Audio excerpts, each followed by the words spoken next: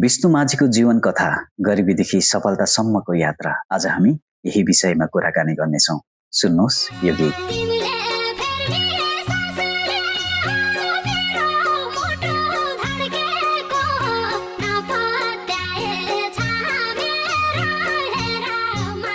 यो त्यही आवाज हो जसले करोडौं नेपालीको मनमा डेरा जमाएको छ, जसको स्वरले सहरदेखि गाउँसम्म हरेक नेपालीले भावनाको एउटै धागोमा बाँधेको छ। तर आज यो आवाज आफैमा कतै हराएको छ। यो आवाज हो विष्णु माझीको। स्याङ्जाको एउटा एकदमै साधारण गरिब परिवारबाट आएकी चेली कसरी बनिन् नेपालकै सबैभन्दा महँगी र सफल गायिका। अनि सफलताको शिखरमा पुगेर पनि उनी आज कहाँ छिन्? किन उनी 2 दशकदेखि एउटै रहस्यमय पर्दा पछाडि बस्न बेहोस छिन्? आउनुहोस् आज हामी विष्णु माझीको गरिबी, सङ्घर्ष, सफलता र उनका गुमनामी जीवनको बारेमा चर्चा गरौँ। जब नेपाली गीत सङ्गीतको कुरा आउँछ, अझ लोकगीतको कुरा आउँछ, विष्णु माझीको नाम धेरै सम्मानका साथ लिइन्छ। तर उनको जीवन भने अझै पनि रहस्यमय छ। 20 वर्षदेखि नेपाली सङ्गीतमा सक्रिय विष्णु माझीले 5000 भन्दा धेरै गीत गाइसकेकी छिन्। तापनि उनको सीमित तस्बिर मात्र भेटिन्छन्। न त उनी कार्यक्रममा देखिन्छन्, न मिडियामा बोल्छिन्। उनको जीवन रहस्यमय छ। यो एउटा उनको रोजाइ हो कि बाध्यता भन्न सकिन्न। खण्ड 1, स्याङ्जाको माटोमा जन्मेको प्रतिभा। विष्णु माझीको जन्म स्याङ्जा चापाकोटको एक गरिब माझी परिवारमा विक्रम सम्वत 2043 साल असार 12 गते भयो। घरमै धेरै कठिनाइ भएकाले उनले कक्षा 5 सम्म मात्र पढ्न सकिन्। उनको बाल्यकाल अभाव र सङ्घर्षमै बित्यो। विष्णु माझीलाई किताबको ज्ञान भन्दा ठूलो उपहार जादुमय स्वर थियो। सानैदेखि उनको आवाजले गाउँलेहरूको मन छुन्थ्यो। 13 वर्षमै उनले प्रतियोगिताहरूमा भाग लिन थालिन् र प्राय विजयी पनि बनिन्। तर उनको सपना सानो गाउँमा सीमित थिएन। देशभर गुन्जिन आवाजको लागि उनले घर र गाउँ छोडेर सङ्गीतको साहसिक यात्रा सुरु गरिन्। त्यही निर्णयले उनको जीवनलाई सफलताको शिखरमा पुर्यायो। तर घर फर्कने बाटो सधैँका लागि बन्द गरिदियो। खण्ड 2, काठमाडौँको कठिन यात्रा र पहिलो पाइला। स्याङ्जाको सानो गाउँ छोडेर ठूलो सपना बोकेकी विष्णु माझी व्यवसायिक गायनतिर लागिन्। विक्रम सम्वत 61-62 मा उनी पोखरा हुँदै काठमाडौँ आइपुगिन्। अपरिचित सहर, भिडभाड र सङ्घर्षका बीच आफूलाई चिनाउन सजिलो थिएन। सुरुवाती दिनहरूमा थोरै पारिश्रमिकमा गीत गाउनु पर्थ्यो र स्टुडियो सङ्गीतकारको दौड उनको दैनिकी बन्यो। सुन्दरमणिको साथले उनको साङ्गीतिक यात्राले गति पायो।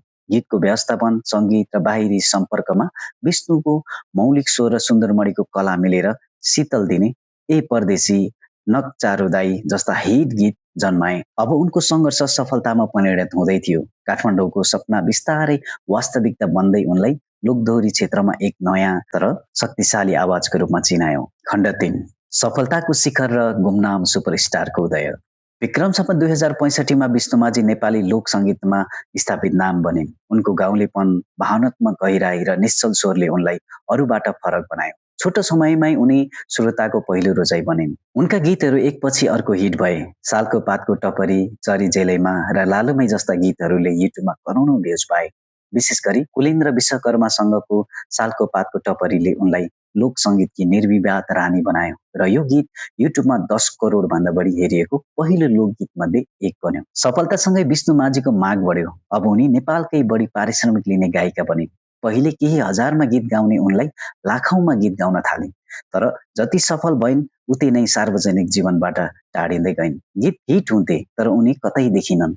यहीबाट सुरु भयो उनको गुमनाम सुपरस्टारको पहिचान। चर्चाको शिखरमा त थिइन् तर पूर्ण रूपमा गुमनाम। खण्ड 4, बन्द ढोका पछाडिको जिन्दगी। विष्णु माझीको साङ्गीतिक सफलता बढ्दै जाँदा व्यक्तिगत जीवन अझ रहस्यमय बन्दै गयो। विक्रम सम्वत 2068 मङ्सिर 29 मा उनले सुन्दरमणि अधिकारीसँग पोखराको राम मन्दिरमा विवाह गरिन्। यसपछि उनी प्राय सार्वजनिक जीवनबाट टाढा भइन्। मिडियामा बोलिनन्, स्टेजमा जान छाडिन्, आफ्नै गीतको भिडियोमा समेत देखिनन् उनी। उनको गुमनामताले धेरै प्रश्न र विवाद जन्मायो। मिडिया र सामाजिक सञ्जालमा बहस भयो कि उनी आफ्नै इच्छाले गुमनाम छन् वा श्रीमानले रोक्दै राखेका छन्। यस्तो हल्लामा स्याङ्जा जिल्ला प्रशासन कार्यालयले पनि चासो देखायो। प्रहरीले उनलाई भेट्दा उनले आफू सुरक्षित र खुसी भएको बताए, तर भेट निकै नियन्त्रित भएको आरोप पनि लाग्यो। सुन्दरमणि अधिकारी भन्छन्, विष्णु अन्तर्मुखी भएकाले आफ्नै इच्छाले निजी जीवन बिताइरहेकी हुन्।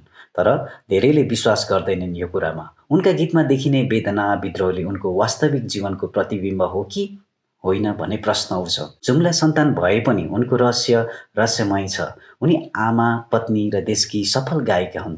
तर उनको वास्तविक जीवन आम मानिसको पहुँचभन्दा धेरै टाढा रहेको छ। अझै पनि नेपाली समाजको लागि विष्णुमाझीको जीवन रहस्यमय भएको छ। खण्ड 5 आवाज मात्रै सुनिने वर्तमान। समयसँगै विष्णुमाझीको भौतिक अनुपस्थिति सामान्य भयो, तर लोकप्रियता अझ बढ्यो। वर्षमा केही गीत मात्र गाउने उनी विशेष गरी तीजमा पुतलीको भड्की श्रृङ्खलाका लागि लाखौँ श्रोताले पर्खन्छन्। उनका गीत युट्युबमा ट्रेन्डिङमा तहल्का मचाउँछन्। मानिसहरू भन्छन् विष्णुको गीत आएपछि मात्र तीज आए जस्तो लाग्छ। उनको आवाज नै उनको एकमात्र परिचय बनेको छ। उनको गीत सुन्ने हरेक नेपालीले उनको अवस्थाबारे आफ्नै अनुमान लगाउँछन्। कसैले लाग्छ उनी आफ्नो पारिवारिक जीवनमा खुसी छिन् र हामीले उनको निजी जीवनको सम्मान गर्नुपर्छ। कसैलाई भने एक प्रतिभाशाली कलाकारलाई यसरी पर्दा पछाडि राख्नु नहुने हो कि भन्ने लाग्छ। नेपाल सरकारले उनलाई प्रबल जनसेवाश्री जस्ता सम्मानले विभूषित गर्यो, तर उनी आफै त्यहाँ गएनन्। यसले उनको रहस्य अझ गहिरो बनाइदियो। आजको भाइरल दुनियाँमा सुपरस्टारको यस्तो गुमनाम जीवन चमत्कार जस्तो लाग्छ। आवाज छ तर शरीर छैन, कला छ तर कलाकार छैन, करोडौँको फ्यान छन् तर भेट्ने माध्यम छैन। उनको कथाले हामीलाई सोच्न बाध्य पार्छ कि सफलताको मूल्य सधैँ व्यक्तिगत स्वतन्त्रता गुमाएर चुकाउनु पर्ने हो। निष्कर्ष, स्याङ्जाको धुलोमा खाली खुट्टा हिँड्ने एउटी सामान्य केटीदेखि नेपाली लोक सङ्गीतको सिंहासनमा बस्ने रानीसम्म विष्णुमाझीको यात्रा कुनै दन्तकथाभन्दा कम छैन। उनले हामीलाई के देखाइन् भने प्रतिभालाई कुनै गरिबी वा अभावले रोक्न सक्दैन। उनको आवाजले करोडौँ नेपालीको सुख दुःखमा साथ बनेर सेवा गरेको छ। तर उनको कथाको अर्को पाटो पनि छ, चमक धमक पछाडिको रहस्यमय अँध्यारो। उनी साँच्चै नै आफ्नो इच्छाले गुमनाम छिन् वा परिस्थितिको शिकार?